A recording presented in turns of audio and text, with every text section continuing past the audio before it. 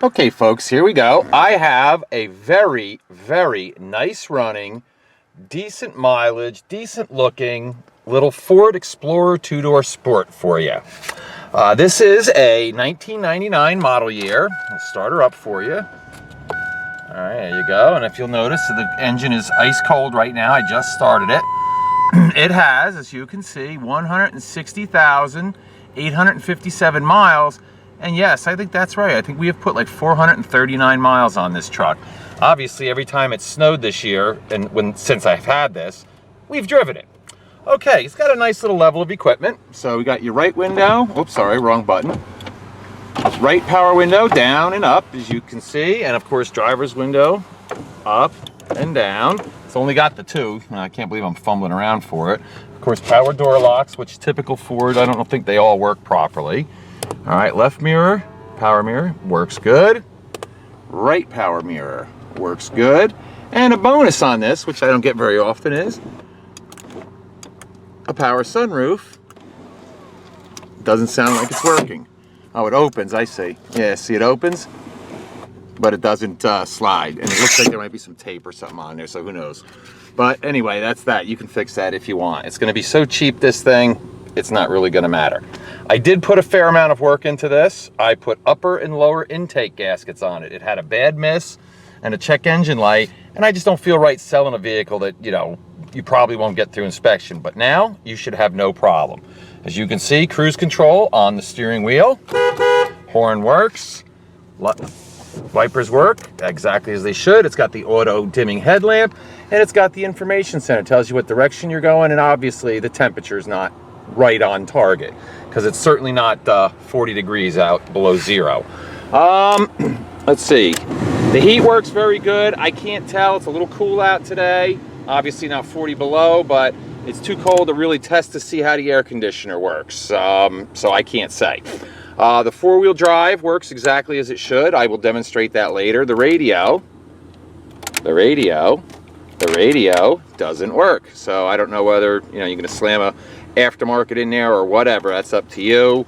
So I can't comment on any of that stuff, because I guess, did he push it? Am I doing it right? Yeah, doesn't seem to be going on. For all I know, it could just be a fuse and I never checked it. I haven't personally driven this vehicle a lot, only a couple times, and I don't use the radio, so I never know. The interior and exterior is pretty nice, and we'll do that next. All right, let's go out here. Now, believe it or not, I have to actually do the start of this video under my canopy, as you can see, because it's so bright out. What happens is it throws so many shadows, you can't see a lot of the detail. And I like to, you know, disclose as much as I possibly can. It does have a power seat, and then we'll go here, and then we'll see forwards, backwards, no problem, up, down. So yes, the power seat works. It's got manual lumbar. Does look like it's been smoked in, you know, a couple of burn holes here and there. The bolsters, it's actually very comfortable to drive. The bolsters are a little worn, but not anywhere near what you would expect. So it's actually pretty darn nice. Now, we'll pull this up. You can see the back seat, however, looks very unused. Doesn't look like it's been used very much at all. As you can see, the carpeting is nice and clean. Headliner is very nice. There you go. Oh, I do have a clean New Jersey A title for it. So that's not a problem or anything. The tires actually are in really good shape, and I think the back ones, believe it or not, are almost brand new. But let's check. I got my handy dandy gizmo here, and this tells us, you go like this, you push down to make sure it's all the way in, but this has almost 11/30 seconds of tread on the left front tire. The left rear tire, as you can see, it still has the blue on the lettering, all right? Yeah, look at that. Holy cow, that's like probably the most I've ever seen, like almost 12/30 seconds of tire tread.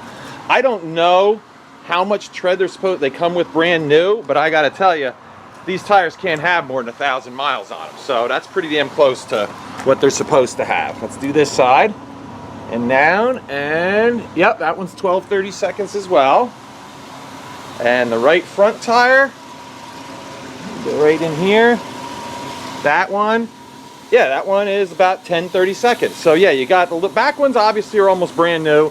Front ones are really, really decent though. All right, right front fender, let's see, we'll start here. Looks like the bumper hangs a little bit low. Right front fender, it has, you know, a couple of chips, nothing major. Coming along, you got the nice running boards. Sorry, they're dirty. We did actually, I don't know what that is, but it looks like footprints. We probably stepped in it. Now, typical of every Ford Explorer Sport I've ever had, and I'll show that to you in a minute. Let me just show you the passenger side, the floor. Look under the floor mat. Look at that. Nice and clean. Okay. See, even the passenger seat looks really nice and really good shape. It's got a little bit of dirt in there. A couple little burn holes, nothing major. I do ozone these cars, just so you know. And what that does is it removes any organic smells like mold, cigarette smoke, pet odors. So believe me, if you got in this vehicle, I don't care if you're sensitive to smoke or not, you will not know that this was a smoker's car other than the obvious telltale signs. All right, going back to what I was saying before about typical of this year, this model Explorer Sport is right here. Every single one of them I've ever had, usually this entire area is rotted away. As you can see on this one though, it's only got that little spot. So believe it or not, for one of these, that is actually very, very clean. Now we'll do the door frame. And on most vehicles, right here down the corner of the door where the water sits is where you see rust really start. And on this one, it's actually pretty clean. So I'm gonna give this like an A for cleanliness, because usually they're a lot worse. Oh, here, let's do the roof. I can't even see what I'm doing, but I'm gonna go along here. Looks like it does have a roof rack with the crossbars. I can see that.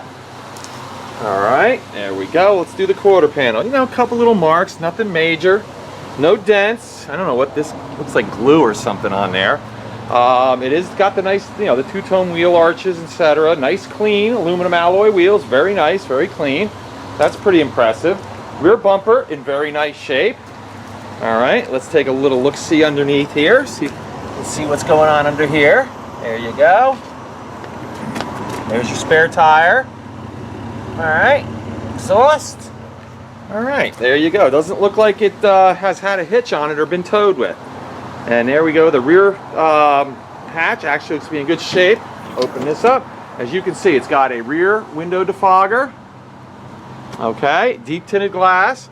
Now, what's cool is this closes. So what I like about that is you do not have to just open the entire hatch up like this every time you want to get something. If you want to throw just a couple bags of groceries in or grab something out of the back real quick, you just pop the window. You don't have to open the whole hatch. But if you do open the whole hatch and you do need a lot of cargo space, believe it or not, those seats right there, they're split fold down seats. So you get all this room from the very back all the way to the back of those front seats. And I would guess that's between 5 and 6 feet of length. So it's actually, you know, a fairly, even though it's a two-door, you actually get quite a bit of room. Here's your headliner back here. Okay, so let's close this. All right, as you can see, Ford Explorer Sport. Clean, shiny, and I'll let you guys take a look-see at this once I get it out in the sun too. Like I said, this is mostly for doing the interior and stuff, so I don't cast really bad shadows. Looks like we got a little scrape there. This quarter panel looks to be pretty darn nice. Looks like they put some goo around this window. Don't know what that's about. Oh, here, let's do the roof on this side. Now, not for nothing, but a 15-year-old vehicle, you can't get too picky. You know what I'm saying? Looks like you got a little touched up spot there, a little scrape there, and going down low. But this is what really impresses me about this vehicle. Usually this area is all rotted out and this one is not. I mean, here, check this out. Look at that, nothing there. Just a little tiny spot starting there. Other than that, I would say I would give this a real good grade for how clean the body is. All right, here's your door. Come all the way down again to the trouble spot. And as you can see, that's rust free in there. So yeah, pretty impressive, I have to say. It does have the keypad for the remote entry, which I don't know the code to, by the way. Oh, I want to point this out too. I just discovered this. Check this out. Under here, if you want to do that, see that little gizmo there? This pops out. It's like a little circuit thing. You keep it on your keychain. Nobody can start your car unless they plug that thing in. Obviously, you know, this guy just left it there, and I'm going to leave it there, but it's up to you how you want to use it. It's kind of like old technology. They used to do that a lot back in the day, but they're much more sophisticated now. But it comes with the vehicle. You get it. Oh, it has keyless remote entry. I have one key and one remote. I give you guys what I get. All right, driver's door, you know, a couple little chips here and there, a couple little scratches, but nothing, again, major. This entire vehicle does not have any major problems whatsoever. For the age and everything, it is actually a really beautiful looking vehicle. All right, let's do the front. There's your headlights. They look pretty clean, decent. All right, we'll do your front bumper. As you can see, factory fog lights coming down.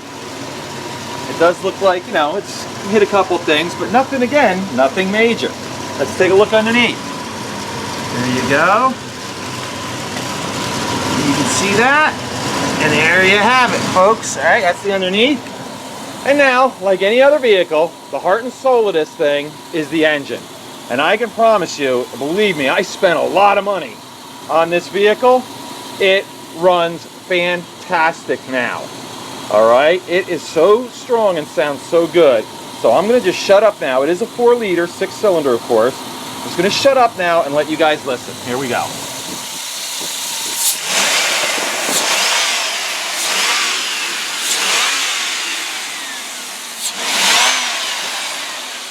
All right, I know, that is impressive. There is no high rev knock. It's not blowing any smoke out of the back. As you can see, it is not, there's no valve train noise, no tapping, no nothing. This is a nice running vehicle. And you'll see that when we go out on the test drive. Here, but see those things, that piston there and that piston there, they're shot. You're gonna have to get your own broomstick though. I'm not giving you mine because I need it on a lot of cars. Or you can just buy those pistons. They're like $10 or $12 a piece and you can replace them. That's what you should do. Anyway, that's this part. All right, we'll close that up. There you go. And we'll take a little, another step back. You can look down the side here. Now, here is the last thing I'm going to tell you before we go on a test ride is, if you live in New Jersey, yes, you do get this inspection sticker, which is valid through the end of this year. Okay, it's good until January 1st of 2015. So what does that give you? About 9 months left on the inspection. All right, so now we're going to do the most important thing, take her for a ride. All right, folks, we're going to take it for a ride, but the first thing I like to point out is I'm going to do what's called a warm start.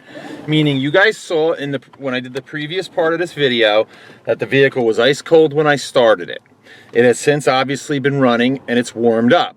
Now I'm going to do a warm start, and the reason I do it this way is so you can see it start both cold and warm, because each situation can exhibit a different symptom of a problem depending upon how warm the vehicle is.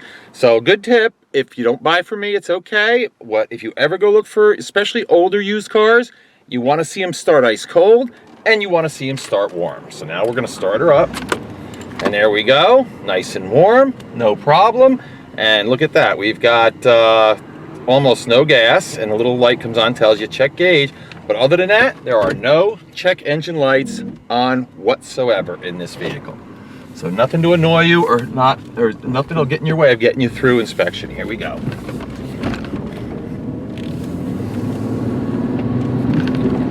If you're living in a state where they still do like a safety inspection, I think this thing would probably pass with flying colors too. Like I said, with the new tires, the steering feels nice and tight.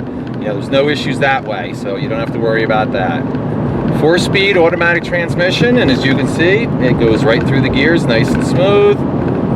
There we go, hands off the wheels. You can see we are tracking dead straight down the road. Look at this, still no hands. Ooh, I think there's a cop behind me.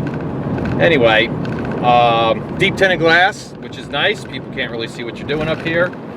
Yeah, so it goes down the road straight, so I don't think there's any front end problems. I will test the brakes on our return trip and show you how they work, and then I'll exhibit how the 4-wheel drive works. Do a little turnaround. One thing that's cool about these Explorer Sports, even though they are 4-wheel drive, for an SUV, they have a very good turning radius. Like, I almost always have to turn around, especially if it was like a 4-door Explorer or, an Expedition or something of that size.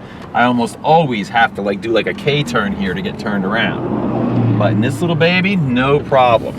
Now, just so you know what the actual 4-wheel drive setup on this is, it's automatic 4-wheel drive, meaning you throw it, you just get in the car and you drive. It's a no-brainer. The computer does all the thinking. It senses which wheel is slipping and puts the power to that wheel. Or if it's really snowing out and you want the confidence of 4x4, you throw it into 4-wheel drive. You don't do that on a dry road ever. And then of course, if you get mired really deep in the snow or in the mud or whatever, you have your 4x4 low. I really don't know anyone who has ever actually used 4x4 low for almost any reason. Yeah, it's almost never used, but it's there if you want it. All right, I'm gonna pull to the right here. There's a little empty lot across from my place. I'm gonna find a little patch of gravel, slam on the brakes, let go of the steering wheel. So you guys keep your eyes on the top of the steering wheel so you can see what happens. And ready, pull in here, hands off, and okay. You probably could not hear it on the video, but I felt it and I could see it. In fact, you can probably see the wheel did a little of this. This vehicle does have anti-lock brakes, which I think is a great feature. Now, here's what else is cool. It's spring, well, almost, but we've had a horrific winter. And what I just drove onto here is an ice field. As you can see, we're getting through it, but we're probably sitting on about 6-8 inches of ice and snow right now. Very slippery. I would never bring a rear-wheel drive or a front-wheel drive vehicle here because the rest of this videotape would just be a joke of me trying to get unstuck. All right, so now here what I'm gonna do, put it in neutral. Now what I'd like you to do is hopefully you can see out the window and see that we're on ice. I'm not sure exactly what you can see in there. I think you can see it. I'm gonna put it in drive and then I'm gonna step on the gas and you'll see we'll accelerate, you know, through the ice and snow. See, no problem. But I can feel, you can actually feel the all-wheel drive working as it shifts us from side to side. Now, I'm gonna demonstrate 4x4 high. I put it in high, the little light comes on, it says 4-wheel drive high in the dashboard, and it does pull better through the deep snow. Why? Because right now, it's got all the wheels going. It's not caring about what wheel has traction, what wheel doesn't. It's just pulling you through the snow. And now, I put it in neutral, you turn the switch to low, I heard it clunk underneath like it's supposed to, the light goes on, 4-wheel drive low, and it changes everything. Watch how it accelerates now. It's already shifted. We're already in third gear. We're not even doing 15 miles an hour. Okay, so now let me back up. And you can see it again. There we go. All right, now, but to take it out of 4 low, you can't do that on the fly. You have to do 4 low sitting still with the vehicle in neutral and do the reverse procedure. 4x4 high, you wait. You wait. Sometimes you have to give it a little nudge, like put it in reverse. Up, there you go. I heard the clunk. It's now in 4 high, and we'll back up some more. And again, we're flying right through the snow backwards. I hope you could see out the window. I wonder if I can give you a better angle. I'll turn the wheel a little bit. You can see the ruts. Okay, hopefully you can see that there are it's about 8 inches of snow maybe we're sitting on top of. And then of course, all-wheel drive. And like I said, all-wheel drive is the no-brainer. It'll get you out of, you know, it's there for rain, for snow, for any kind of inclement weather. It definitely gives you an edge as far as traction and whatnot is concerned. The 4x4 high you can do on the fly. I think it's like up to 40 or 45 miles an hour you can do that. But never the 4 low. That you actually have to stop for. Okay, so let's do a recap. This is a 1999 Ford Explorer 2-door sport model. Body's in very nice condition. I showed you this a couple of spots. The interior is actually pretty darn nice, but it runs fantastic. 160,858. And as I promised in the beginning of the video, I'm gonna pop the camera off here. Excuse my hands getting in the way here. I gotta find the latch. There we go. All right, what I'm gonna do is now, you know, in the bright sunlight, we're gonna take a look and you guys will see how nice this vehicle really is, because it actually is a very nice truck. All right, here we go. Yeah, right over there. You know what? I wonder if I can zoom in on my tire tracks where we were. You can see the little ice field over there. Come on, focus, catch up. Hoping for the focus to catch up here. Yeah, you can see there's my the tire tracks, and that's what we were in. So you can see how deep and nasty that ice is. Okay. Anyway, let's go back. Oh, look at it. It's even dripping off of the car. Isn't that nice? As you can see, you know, 10 feet away, beautiful looking truck. You know, if you got a kid that needs his first vehicle, all right, wants some kind of SUV, boy, this is the one for him. I mean, come on, 4-wheel drive, anti-lock brakes, airbags, all the safety stuff you want, but the kids like, it's 2-door, it's black, it's got nice alloy wheels, it's got a sunroof if they decide they want to fix it, you know. So, I mean, this is a really, really perfect car for a new kid, you know, a new driver. And the best part, it's going to be really reasonably priced. You know, I get that you might want to do a couple things to it. I get that, you know, it's older and has some mileage on it. So I do price all my vehicles accordingly. So if you want yourself a nice, very reliable, great running, decent looking little SUV, this is the one for you. And as I always do, I hope this goes to a good home. Thanks.